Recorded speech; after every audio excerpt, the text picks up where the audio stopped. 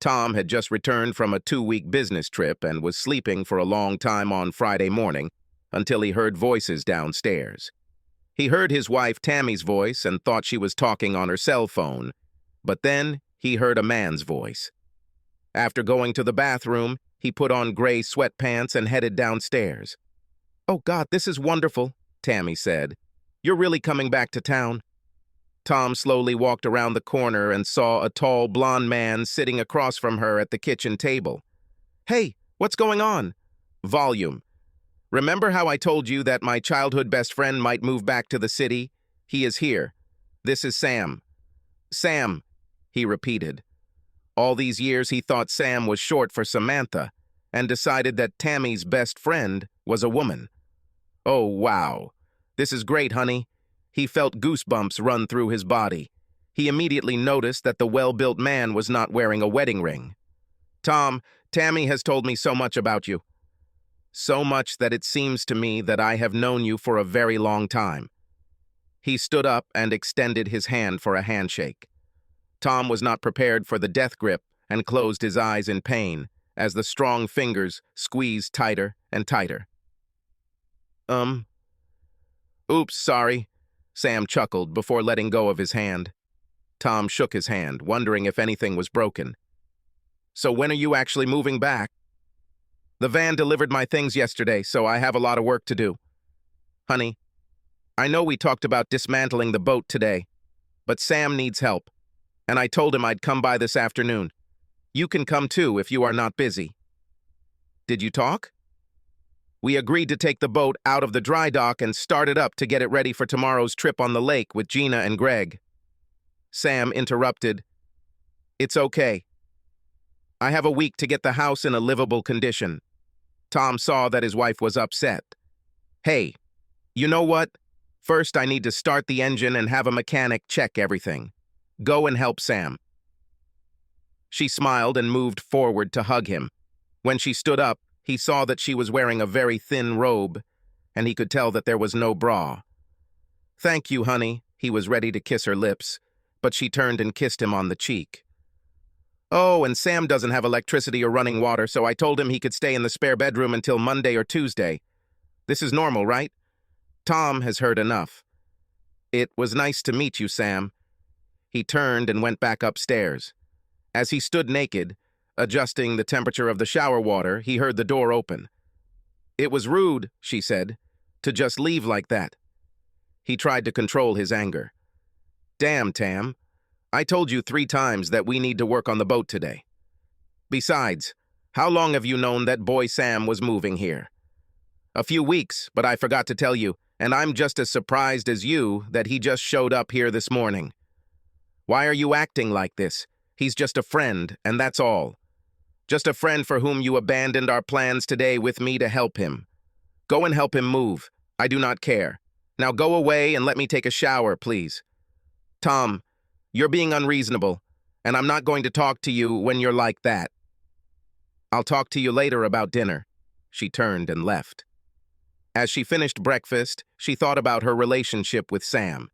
It all started in 3rd grade on the school playground when another boy tripped her, causing her to fall and skin her elbow. She was about to stand up and swing at him when she saw him fly face first into the swing. "Thank you," she said to the unfamiliar boy, and stood up, rubbing her elbow. "Are you new here?" "Yes, I'm Samuel." He grinned. "Your hand is bleeding, and you need to go to the nurse." "I will go with you." After that, they did everything together. At 9 years old, they loved playing video games and watching movies on TV. Everyone teased them that they were in love, but they both said that they were only friends. A month later, they played on the same soccer team and loved to rollerblade on Saturday mornings. Sam practically moved into Tammy's house since his parents worked different shifts at the hospital. He began taking her family on vacation to the beaches of Delaware, and her parents treated him like a son. This continued throughout high school, but the sleepovers stopped when she hit puberty and began to grow breasts. Things got awkward, but they continued to hang out with other friends. They dated other people, but they never became romantically involved. A month before the prom, he asked her to go with him. "With you?" She grinned. But when she saw his face, she realized that she had ruined everything. I mean, you're like a brother to me. And again, she saw how sad his face became. I mean, forget I asked, he snapped. He started to get up from the sofa and leave, but she grabbed his hand. Let me go. Stop and listen to me. I love you, Sam, but you're my best friend forever, and I don't want to lose that. He took a deep breath and sat back down. I know and feel the same, but I don't have a partner, and this will just be fun, no romance. You are special to me, and I want to remember this ball for the rest of my life. Sam rented a tuxedo and limousine and stood proudly in the doorway before ringing the doorbell. Tammy's mom. Betty answered and gasped. Oh my God, look at you. You are no longer a boy. Damn, her father said, walking up to his wife. I have to worry about what you're going to do after graduation. Sam blushed. No, sir, my intentions are noble. You have nothing to worry about.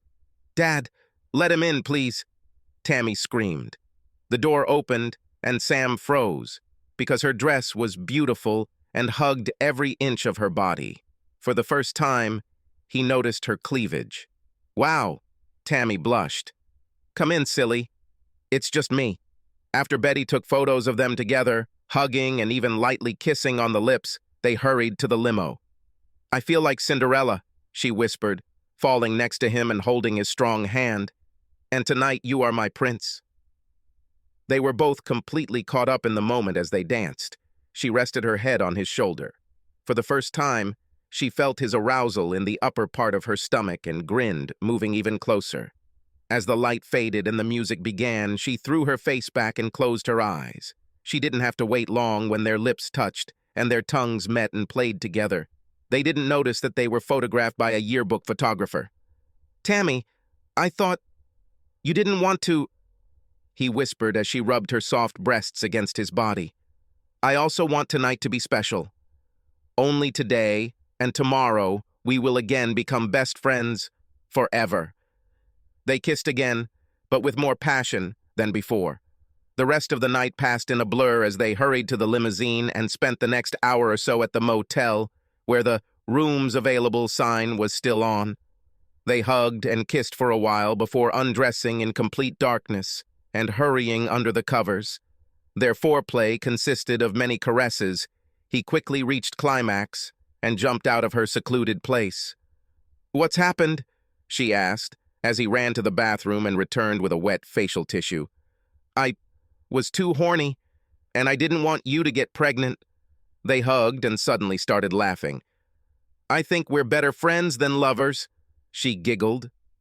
A few minutes later, they dressed timidly, and he called a limousine to take them home. Well, that ruined everything, she joked, as they lightly kissed on the threshold of her house. After the ball, they stopped dating, and a few months later, they left for college, far away from each other. Just before leaving, he wrote her a letter in which he apologized for going to the hotel with her and hoped that she did not hate him. She saved his letter for future memories. Over the Christmas holidays, she was surprised when he rang her parents' doorbell, holding a gift. Sam, what are you doing here? Tammy, I've missed my best friend so much it's killing me. We screwed up at prom, and I want to see if we can completely forget about it and start over. Tears flowed from her brown eyes. Oh, God, yes. I want my best friend back. She jumped into his arms and hugged him until her mother came to the door. Who's there? Sam? Is it you? Thank God you made peace. Come on in and join us for dinner. They spent holidays and summers together for the next 4 years, but were never able to become best friends again. After graduating from college, he called and said that he had moved away with the girl he was dating and was now married. However, they continued to correspond every month. I still value our friendship, Sam wrote to her one day, but my wife is very jealous, and when I told her about you, she lost her temper and said that I should break up with you otherwise. She just can't accept that we could be so close and not sleep together. I understand, and I will be there for you if you need a friend again. Take care of yourself and know that you are special to me. That was the last she heard from him until a few months ago when he emailed her that he was moving back to town. He wrote that he was now divorced and needed to return to his roots, and he hoped that they could renew their special, close friendship. So the flow of emails and messages resumed. Tammy was wearing jeans and a loose t-shirt and was sitting at the table when Tom came down the stairs. She expected him to go into the kitchen, but he walked down the hallway towards the garage. She hurried to meet him at the door. "Are you just going to leave without saying anything?" He didn't look in her direction. "I have nothing to say. Obviously you too. I want to know if you're going on the yacht tomorrow with Greg and Gina, or if you're going to play house with your boyfriend." "Fuck you, Tom. You're acting like a big jerk and it's pissing me off. Besides, I told you that Sam—" Before she finished, he closed the door. "Well, this really sucks," Tammy sighed. Her best friend returned to her, but this put a wall between her and her husband. Sam had told her that his wife always got upset when he mentioned his special friendship with her, and now the same thing was happening in her life. She called Sam, told him about Tom, and asked when she could come see him. "Tammy, I think we need to cool down. It's obvious that Tom doesn't want me to stay at your house until Monday. Besides, you should go help him prepare the boat. I wouldn't ask you to help me unpack if I knew you already had plans. He's acting like an idiot, and I'm coming to help you. I have your address, and I will arrive soon. Bye." "I'm being stupid over little things," Tom said to himself later that day after the mechanic checked the boat's motor.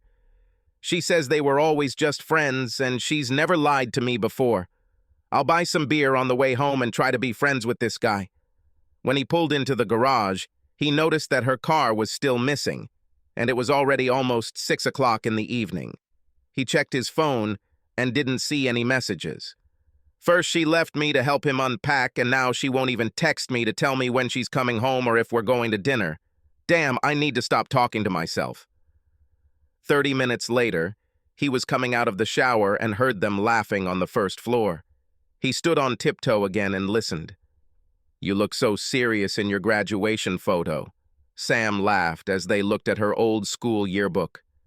"Hey, you looked like a nerd," she exclaimed, leaning over and punching his strong arm. He kept laughing, and suddenly she jumped on his back and made him fall sideways onto the sofa next to her. When Tom entered, her upper half was lying on his body and she was lightly hitting him. "Well, what's so funny?" Sam quickly picked it up and took it off of him. We were just looking at old school photos."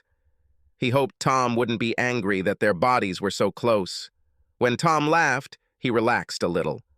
"Ha ha ha, I don't remember seeing these photos. Show them to me." Tammy was still pissed off and wasn't ready for her husband to move on to the couch and squeeze himself between her and Sam. "Is it really you, Tam?" She relaxed, hoping that her husband would not behave as before. She wrapped her arms around his shoulders and rubbed her soft size 3 breasts against his side. "Yes, it's me.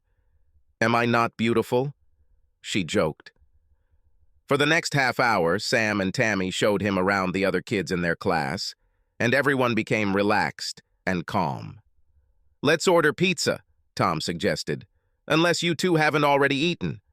"Sorry, baby, we didn't have lunch and we're hungry. We thought you had something at the lakey, so we went to Maggie's and bought a burger. You could call or text me," he said, trying not to show his resentment at being ignored.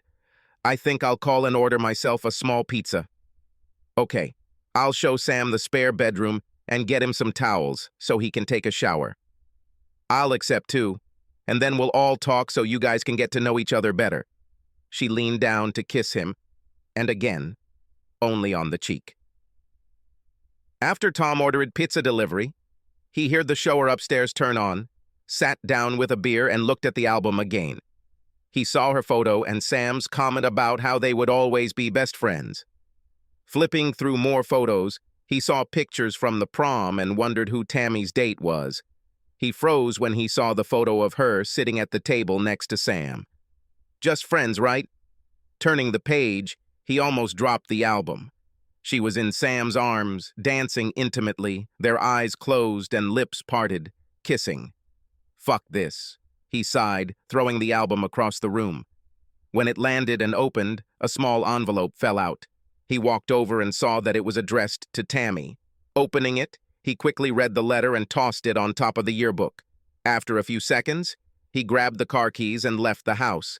Tammy felt good and smiled as she put on cotton pajamas, a robe, and slippers.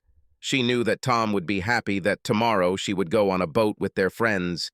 She heard the doorbell ring, signaling that the pizza had been delivered, and she heard it again and again.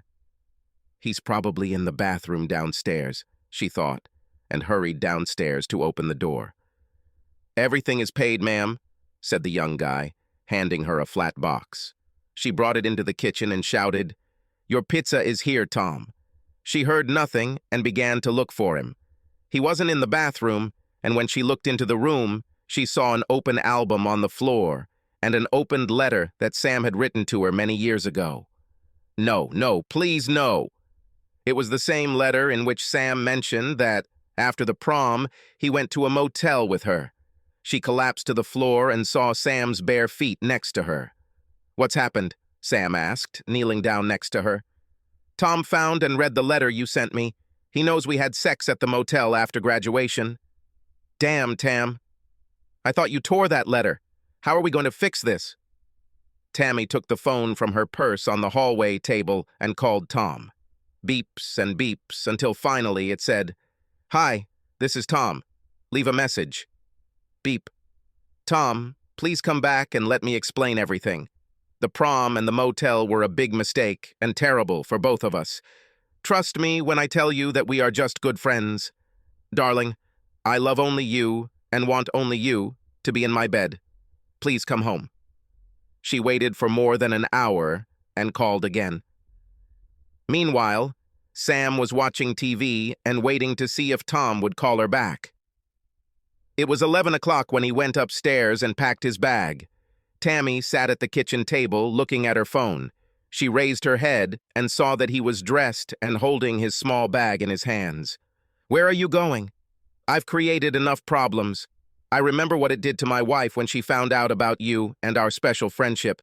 I will not be the reason for your divorce, as it happened to me. Call me when you're alone."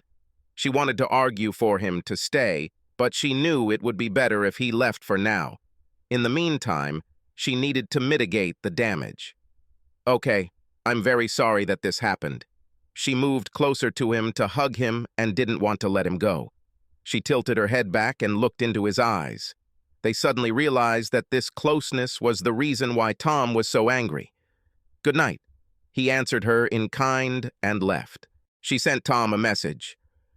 "Sam's gone, so please come home and let's talk. Please, I love you, honey." She sat on the sofa until 1 in the morning when she felt herself falling asleep. The next moment she realized that it was already light outside. After visiting the toilet in the hall, she looked into the garage and saw Tom's car. "He's home," she whispered to herself. Tom entered the house after 2 o'clock in the morning and saw his wife sleeping on the sofa. He considered waking her up, but was still upset that she lied about Sam and her being just friends. No matter what kind of relationship they had now, there was no way he could trust both of them. Now, he had only one choice. He, too, was awakened by the bright light of the morning sun. As he rolled over, he felt her soft, naked breasts pressing against his bare back. "Good morning," Tammy whispered, nibbling his ear. "I'm so glad you came home." Her hand moved to his thigh and slid under his pajamas. Within seconds, he was horny. She began to give him caresses, but he pulled away from her. "Tom, what happened?" "Sorry, but now I won't accept sex from you out of guilt. What did you two do after I left last night? How can you blame me for this? I have never cheated on you, and I never will. I didn't tell you about that night with Sam because it didn't mean anything, and besides, it was long before I met you. We're just friends, and when you get to know him better, you'll understand that. It's time to make a decision for you, Tammy. You have to choose, him or me." "Oh my God, you're serious, right? What if I don't choose?" "Not making a choice is the same as choosing it. I'm going out on the yak today with Greg and Gina, and will be back around 8 p.m. So you have this time to make a decision. Tom, you're acting like an idiot. I know that you are on good terms with Marianne at work." What if I told you that you have to choose between her and me? It's not the same thing. I've never kissed her and I didn't have sex with her, and I don't wrestle with her on the couch. You have time until I return. Tom, wait! But he was no longer there, and she collapsed on the bed, crying. So where is Tammy? Gina asked, leaning on Tom's hand as she got into the boat. A friend came to her city without warning and she stayed at home. So it was just the three of us. Actually, Greg and I are having some problems right now, so I decided to join you and Tammy. Damn, I really need company right now. I promised to be a gentleman, he grinned, looking at the pretty brown-haired girl who was his college friend, whom he introduced Greg to 2 years ago. Actually, I probably need your advice on something. I trust you, she smiled, throwing her bag onto the deck. I also need rest now, so let's share our tips. They were silent as he steered the boat on the lake and dropped anchor in the small deserted bay. Suddenly, several dark clouds appeared, and it began to rain. They laughed and jumped into the water. While they were splashing around and trying to dip each other, the sun came out, and they climbed back into the boat. They took towels and dried each other off. After that, they grabbed some beer and wine and moved to the soft cushions at the back of the boat. Who wants to be first? She asked. I am, Tom sighed, leaning back on the soft seat. Over the next 20 minutes, he told Gina everything that had happened since he found his wife and Sam at the breakfast table. I really want to believe her, but she lied to me about the prom. Well, she hid it from you, that's true. And it looks like Sam is more than just a best friend, but I can't believe she cheated on you. Can a man and a woman be such close friends and, having crossed the line once, do it again? I mean, his ex-wife thought there was more between them than just friendship. Maybe it is, but I just don't know. I asked her to choose between us, and she didn't seem to want to. I don't know. I mean, you and I were friends before Greg and I got married, and I have special feelings for you too. When we recently had a fight about money and my job, you were the first person I wanted to talk to. Maybe this is the case? She can't understand how I can think there's something else going on, so maybe we can do the same thing. I mean, as long as it doesn't ruin your relationship with Greg. Actually, it might work for me too. He takes me for granted, and I haven't seen flowers or dates in months. Great, so what are your plans for tomorrow? Well, since we both love tennis, let me pick you up tomorrow and we'll spend the day at the club. Also, these two seem to think that touching each other and fighting is okay. Sounds good, but let's not go too far, because I've always been partial to you. Yes, me too. He grinned, looking at her beautiful, elastic, tanned hips. Tammy still had tears in her eyes and looked at her watch nervously. When it was already about 6 p.m., she decided to call Gina and find out where they were. When she didn't answer, she called Greg. Hey, Tammy, how are you? He sat alone at home and watched the NFL game. She could hear the noise of a football match in the background. Have you returned from your boat trip? Did not go. I decided to stay at home. Aren't you on a boat? I didn't go either. It's complicated. It's also difficult. Probably Gina and Tom went together. I think, yes. Do you want to talk about it? She asked, slightly concerned that Tom was left alone with Gina all day. She said that I no longer pay attention to her and treat her like a maid and cook. That she had no friends or interests outside of our house, he hesitated, so I told her to get off her ass and do something. Obviously, this was the wrong decision. She said she would go to the yacht and do something without me. So there you go. Her phone buzzed, and she saw Sam's name. We have to go. Good luck. Hello? She said sadly into the phone. Do you hear anything? What are you going to do? I will understand if you say that we should cut all ties. We screwed up with this letter, and it's not like we won't screw up in the future if we've already screwed up. Don't worry. I have other friends. It's a pity. I'm sorry, Sam, but Tom is everything to me and I can't lose him. Maybe someday he will understand our friendship. Goodbye." She hung up and started crying again. Later that day, she decided to meet the boat at the dock. Tom and Gina were heading to the docks when he saw his wife standing on the pier. "Look, she's here. Come and hug me." With joy, she giggled, pressed her soft breasts against his back, and reached around him to find and touch his navel. This should touch her. "This turns me on," he groaned as her little finger slid down his shorts. She teased him for a few seconds, then pulled back and stood looking at his firm ass. The boat was moored and tied, and Tom and Gina's thighs were touching as if they couldn't see Tammy. "Hello!" they heard Tammy scream. Gina quickly moved away with a guilty look. "Hi, Tam, we really missed you today. Greg couldn't make it, so it was just me and my old friend." Gina came down from the captain's bridge. Without a t-shirt, dressed only in a tiny bikini, her size 3 breasts were bursting out. She had to hold back her laughter as Tom turned and stared at her demonstration. She laughed and waved her right index finger at him. "You're a dirty lout." Tom could tell from her body language that Tammy was very tense and upset. He looked at his watch. "It's only 7 p.m., so Gina and I will finish here and meet you at home at 8 p.m. to talk." Tammy was furious with what she saw and was ready to tell him that Sam would be in her life. If you don't want it, go to hell. But she realized that this was about the same thing that Tom felt when he saw her wrestling on the couch with Sam. In addition, she hid the fact that Sam was moving back to the city. If he insisted that she leave Sam, she would do the same with Gina. Except he didn't sleep with Gina, at least not as far as she knew. She wasn't sure what she would do as she drove back to their house. It was almost 8 in the evening when she heard Tom enter the house. She was angry about what she saw on the boat between him and Gina. She feigned boredom and indifference, sitting on the sofa and pretending to read a magazine.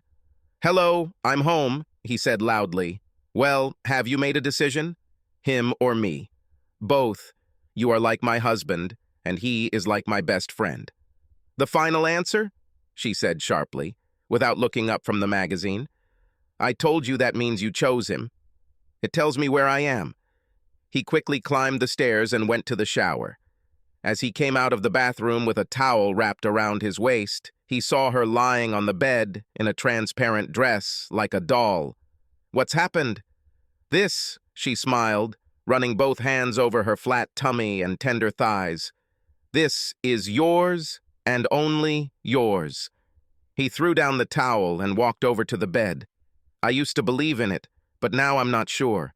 Today you spent the whole day at his house, and it is obvious that he cares about you. Maybe not today, but he will pester you again. I can't be sure you'll refuse. How about Gina and you were also alone on the yacht today? I saw her hug you and press her big, soft breasts into your back. I wondered where her arms were, wrapped around your lower body. You two were friends long before we met, so how do I know you didn't do anything? First of all, I never knew Sam was a guy. I knew you were communicating via email and it never bothered me. Then I heard when he showed up at my house that he had moved here. Then you rushed to help him move and abandon our plan to go boating. Only later do I find out that you two were together at school, kissing and having sex. Gina and I were just friends. We never kissed except on New Year's Eve, and there was no tongue-in-cheek like in your album. You can trust me, trust Sam and I. We don't feel that way about each other. Please, Tom, don't make me give up my best friend. I will give it up if it becomes a big problem that comes between us. But give us a chance." She turned in his direction and pulled him towards her, and soon they were kissing and making love. "Do not stop! I love you!" she screamed, exploding with bliss, but did not notice that he had not reached the finish line. The next morning, she slept longer than usual and woke up to find him gone. She found a note on a small white marker board in the kitchen. "Playing tennis with Gina. I'll see you later. Maybe we'll have dinner at the club. Go help Sam move. Tom." On the one hand, she was glad that Sam was back, but on the other, she was worried that Tom and Gina would be together, especially since Greg had problems with her. She called Sam. I thought we broke up, Sam said, surprised by her call. Everything has changed. I will come to help you move and tell you everything. Gina was hesitant to enter the house after she broke up with Tom. She was still thinking about Tom's tight hug and wet kiss before parting. Lately, Greg and she had been doing nothing but arguing about stuff. She had finally given vent to her anger at how he had taken her for granted and wondered if he would change. Hello? I'm at home. Nothing. Hello? Greg? Nothing. She walked into their bathroom and saw a note written on the mirror. The thing is fucking between us right now, and it's mostly me to blame. I hate my job and I need to leave for a couple of weeks. I will not be in contact. Greg. What a bastard, she whispered, and took the phone to call him.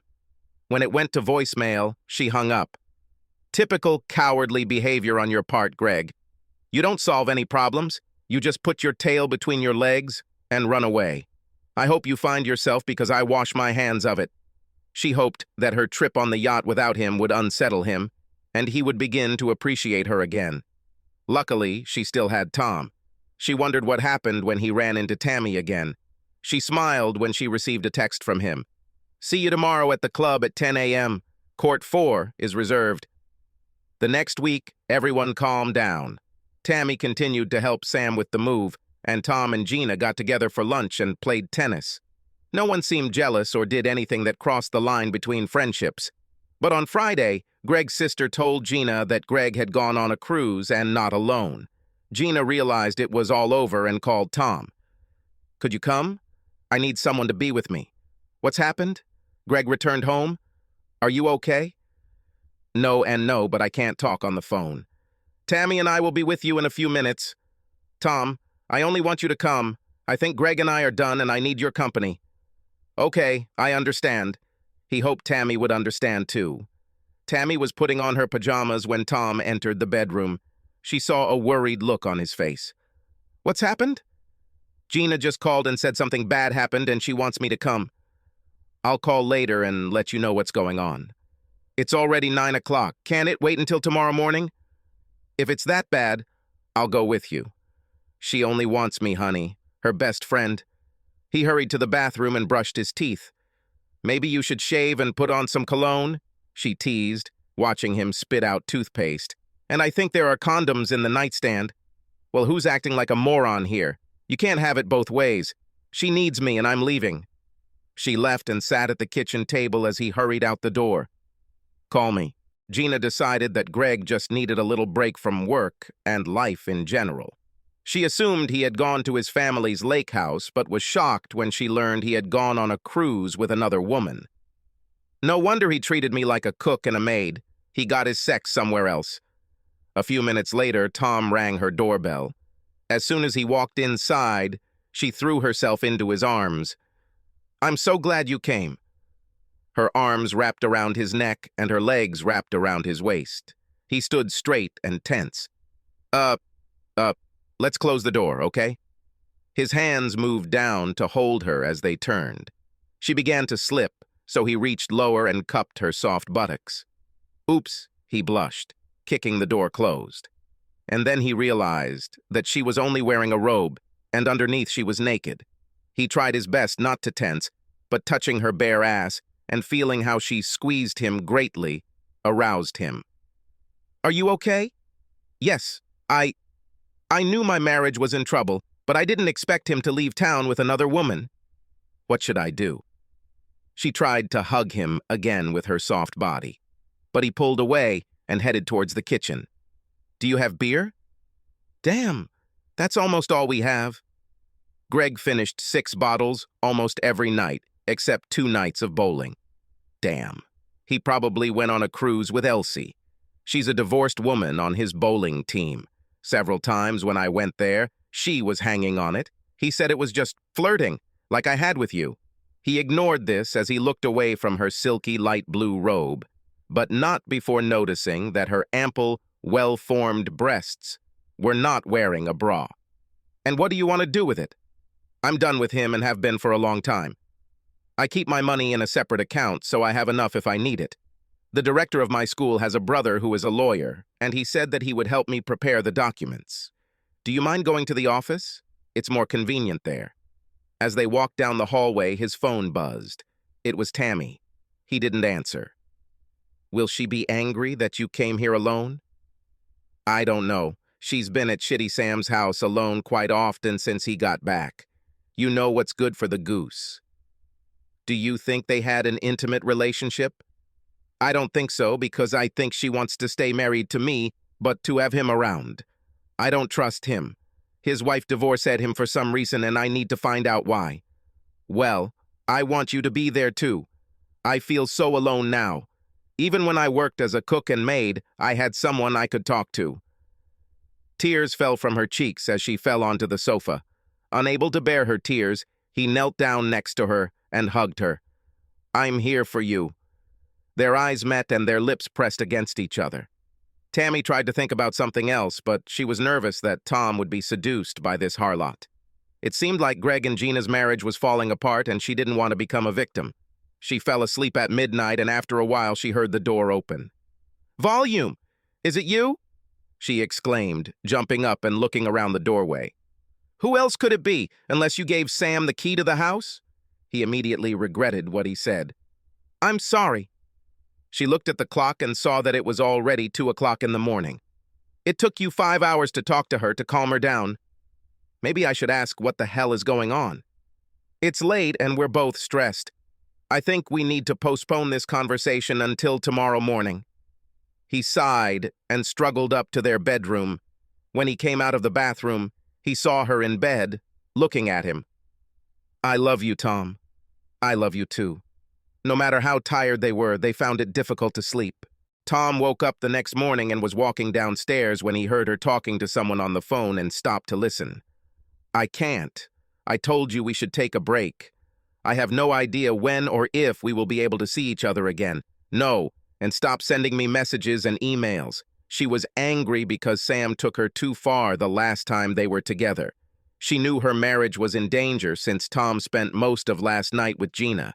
She loved him and wasn't going to give him up that easily. She heard the shower turn on upstairs and hurried to prepare breakfast and return to her husband. "Good morning, honey," she smiled, walking around the table and hugging him. "Forgive me for my comment about Gina last night.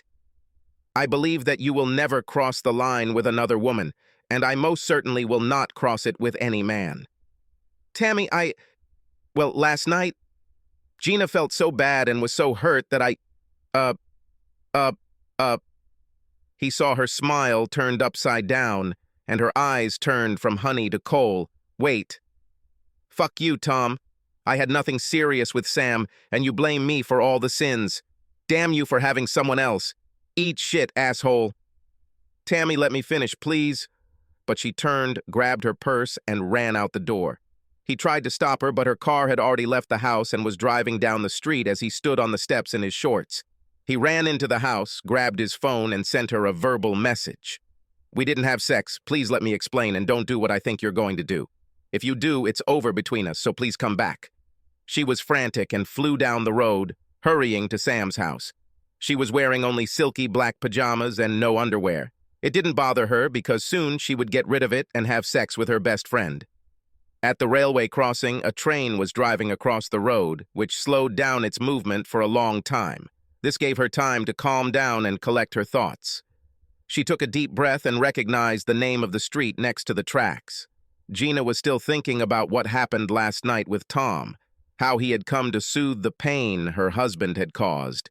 He had always been her knight in shining armor and had helped her out many times since they met in freshman year English class. After talking to him about how good it was to know everything now that they didn't have kids, she relaxed and moved closer to him so he could snuggle against her on the couch. Neither of them planned what happened next. She was distracted from her memories by the doorbell.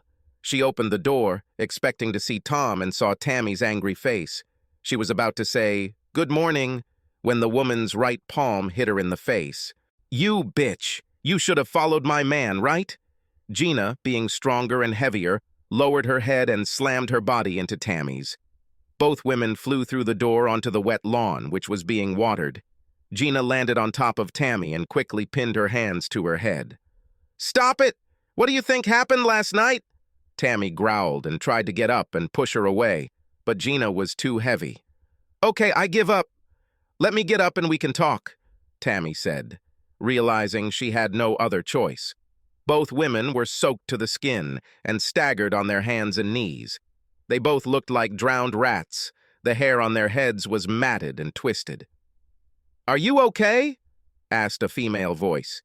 Tammy looked back and saw her elderly neighbor Elsie standing at the door next door.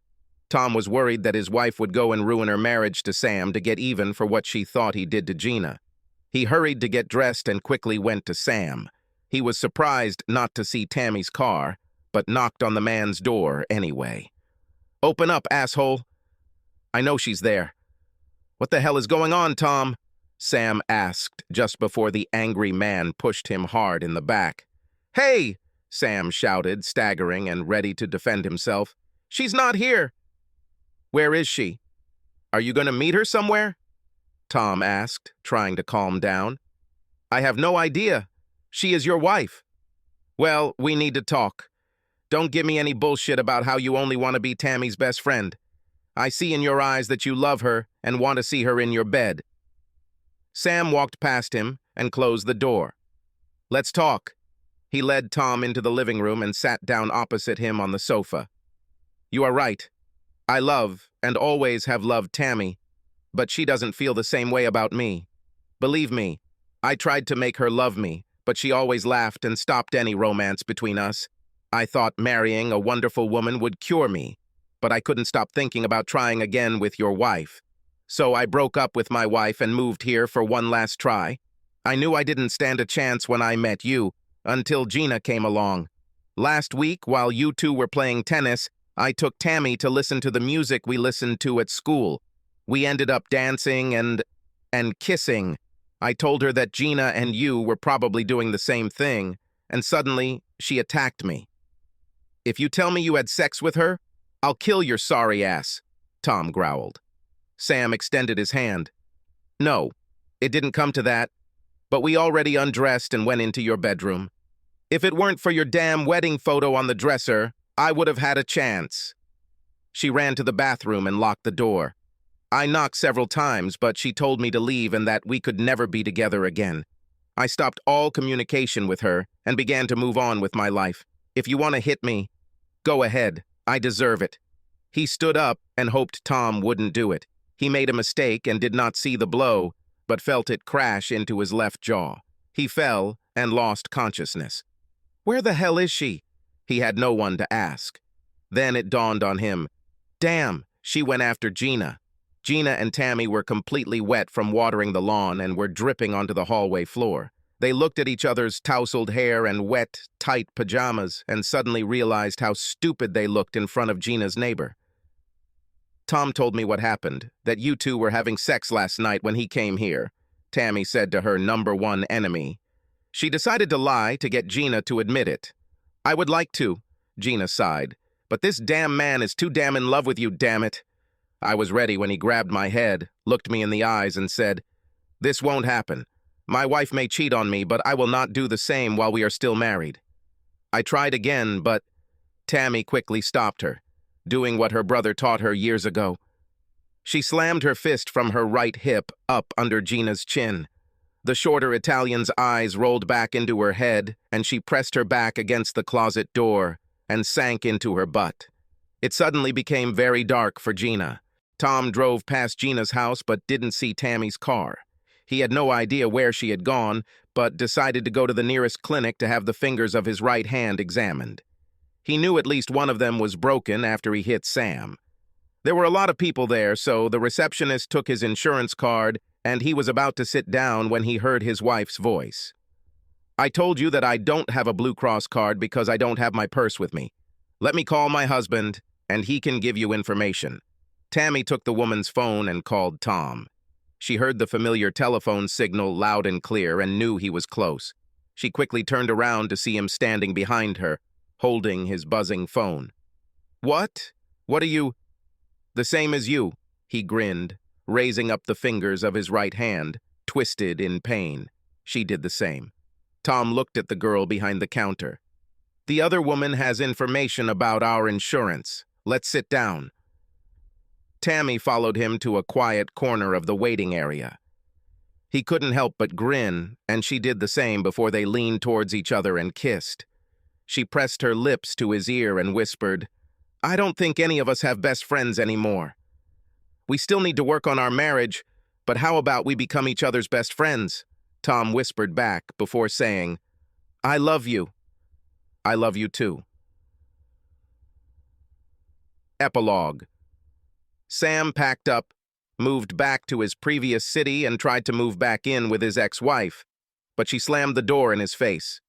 It looks like he built an actual shrine to Tammy in the attic of their house, which she found.